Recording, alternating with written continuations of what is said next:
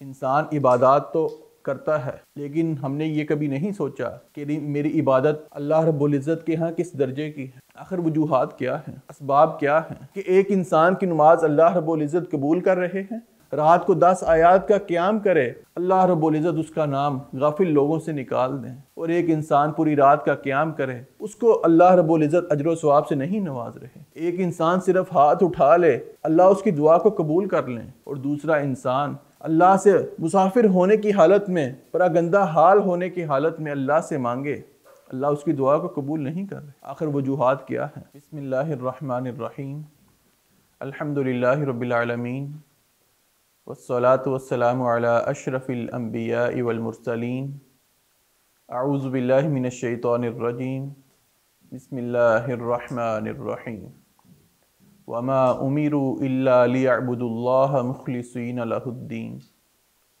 معزز ناظرین کرام، انسان عبادات تو کرتا ہے، لیکن ہم نے یہ کبھی نہیں سوچا کہ میری عبادت اللہ رب العزت کے ہاں کس درجے کی ہے۔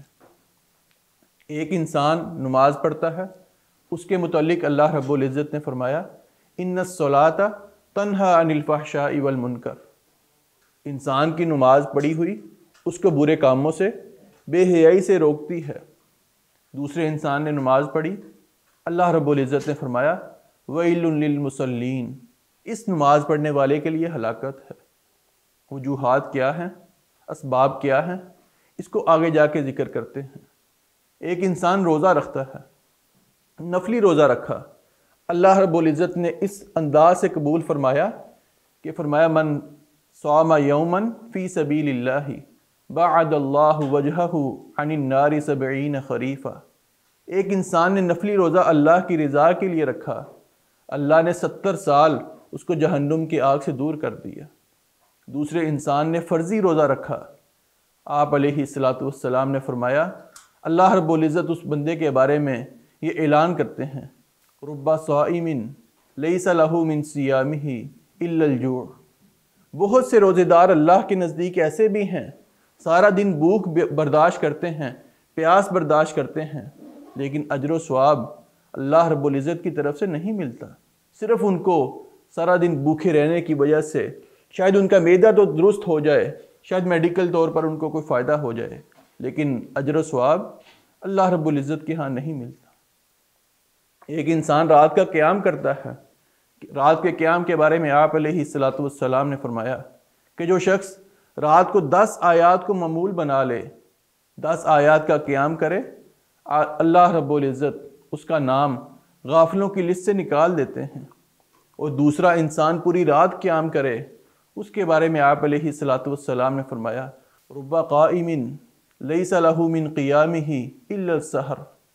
ایک انسان پوری رات قیام کرے، تہجد پڑھے، فرمایا ساری رات جاگنے کے علاوہ اس کو اللہ سے ہاں کچھ نہیں ملتا، کوئی اجر و ثواب، کوئی قبولیت اللہ کے ہاں نہیں ملتی۔ ایک انسان ہاتھ اٹھائے، اللہ سے دعا کرے، آپ علیہ الصلاۃ والسلام فرمائیں کہ اللہ رب العزت کی ذات بہت باحیا ہے، اللہ کو شرم آتی ہے انسان ہاتھ اٹھائے، اللہ ہاتھ خالی لٹا دے، اللہ کو شرم آتی ہے۔ اور دوسرا انسان کہ جس کے متعلق آپ علیہ الصلاۃ والسلام نے فرمایا کہ لمبا سفر کرتا ہے، پراگندہ حال ہے، اللہ مسافر کی دعا کو بھی رد نہیں کرتے، یہ پراگندہ حال اللہ سے ہاتھ اٹھا کے دعا کرتا ہے، آنسو بھی بہائے، اللہ اس کی دعا کو قبول نہیں کرتے۔ آخر وجوہات کیا ہیں، اسباب کیا ہیں کہ ایک انسان کی نماز اللہ رب العزت قبول کر رہے ہیں، وہ بے حیائی سے اس کو روک رہی ہے، دوسری طرف فرمایا اس کی نماز اللہ رب العزت کے ہاں قبول بھی نہیں بلکہ اس کے لیے ہلاکت کا باعث ہے۔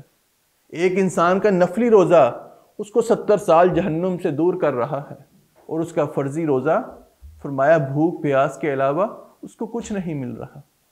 ایک انسان رات کو 10 آیات کا قیام کرے، اللہ رب العزت اس کا نام غافل لوگوں سے نکال دیں، اور ایک انسان پوری رات کا قیام کرے، اس کو اللہ رب العزت اجر و ثواب سے نہیں نواز رہے۔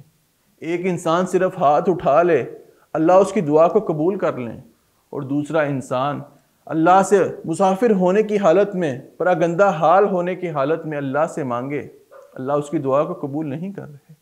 آخر وجوہات کیا ہیں؟ 3 وجوہات آپ علیہ الصلوۃ والسلام نے بیان فرمائی۔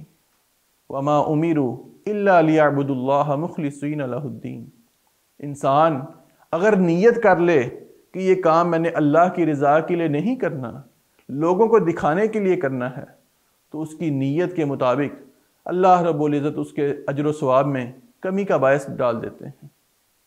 اس کی عبادت جب اللہ کی رضا کے لیے نہ ہو، لوگوں کو دکھانے کے لیے ہو، تو آپ علیہ الصلوۃ والسلام نے فرمایا ان اللہ لا يقبل من العمل، اللہ انسان کا کوئی عمل قبول نہیں کرتے الا ما کان لہ خالصا، جو خالص اللہ کی رضا کے لیے کیا جائے، اللہ رب العزت صرف اس عمل کو قبول کرتے ہیں۔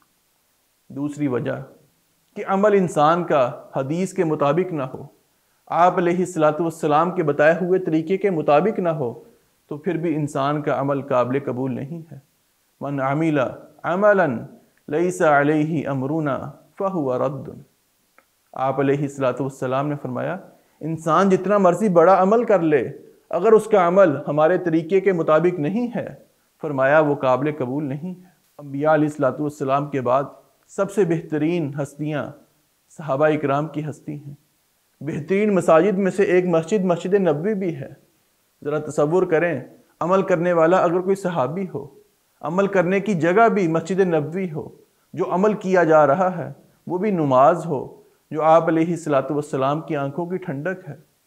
عمل سنت کے مطابق نہ ہو تو صحابی 3 دفعہ نماز پڑھ لیں، آپ علیہ الصلوۃ والسلام فرما دیں ارجع فصلی فإنک لم تصلی، اے میرے صحابی بے شک تو کتنا مرضی عظمتوں والا ہے، تیری نماز پڑھنے کی جگہ جتنی مرضی افضل ہو، تیرا عمل تیری نیت جتنی مرضی خالص ہو، تیرا عمل سنت کے مطابق نہیں، اللہ رب العزت کو تیرا عمل قابل قبول نہیں ہے۔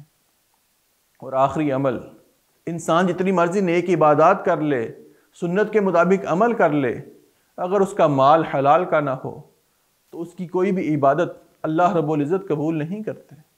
جو انسان پراگندہ حال ہے، مسافر ہے، اللہ سے رو رو کر دعا کر رہا ہے، اللہ اس کی دعا کو قبول نہیں کر رہے، آپ علیہ الصلوۃ والسلام نے فرمایا اللہ اس بندے کی دعا کو کیسے قبول کر لیں؟ مطعمہ حرام، اس کا کھانا حرام کا ہے، مشربہ حرام، اس کا پینا حرام کا ہے، ملبسہ حرام، اس کا جو لباس ہے وہ بھی حرام کی کمائی سے حاصل کیا گیا ہے، وغذی بالحرام، جو اس نے پرورش کی گئی ہے، اس کی ساری پرورش، اس کے سارے جسم پر لگا ہوا پیسہ حرام کا پیسہ ہے، اللہ رب العزت اس کی دعا کو کیسے قبول کر لیں؟ احباب ذی وقار، جہاں پر ہم عبادات میں اپنا ٹائم لگاتے ہیں، عبادات آسان انداز سے کرنے کی کوشش کرتے ہیں، وہاں پر یہ بھی سوچیں کہ میری عبادت اللہ کے ہاں کون سے درجے کی ہے؟